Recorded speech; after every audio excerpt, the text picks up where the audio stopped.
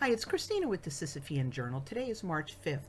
And as I've said before, about 90% of pre legalization abortions were perpetrated by doctors. Some of them were the woman's own doctor was sympathetic to her and he just do the abortion in his office without really documenting it.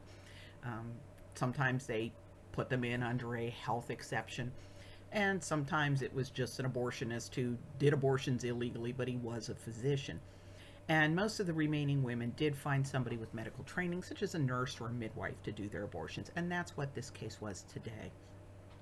Um, it was March 5th of 1907 in Chicago, and Ella Brunswick was 24 years old. She died at St. Elizabeth's Hospital from complications of a criminal abortion. Now, the Homicide in Chicago Interactive Database said the abortion was perpetrated that day, but they're not always the most accurate. So, hard to say. But in a deathbed statement, Ella implicated a 35-year-old midwife named, let me see if I can pronounce this correctly, Kunigundi Hardman. She was probably an immigrant. A lot of these, Chicago was just chock full of immigrants at that time, and women from other countries tended to find abortionists that were also from their home country. And in Chicago, there at the very beginning of the 20th century, there did seem to be a pretty even split between doctors and midwives.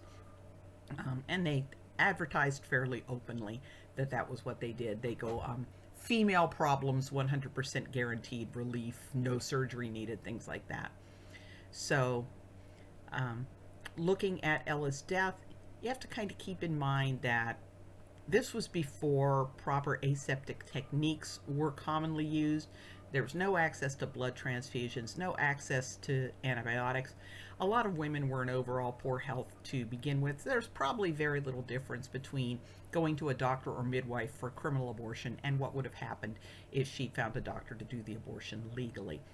Um, I wish I knew why Ella had decided that her baby needed to be aborted. I wish she could have found some help, but you know, it was what it was, and it's just as tragic when a woman dies from a criminal abortion as it is when she dies from a safe and legal one.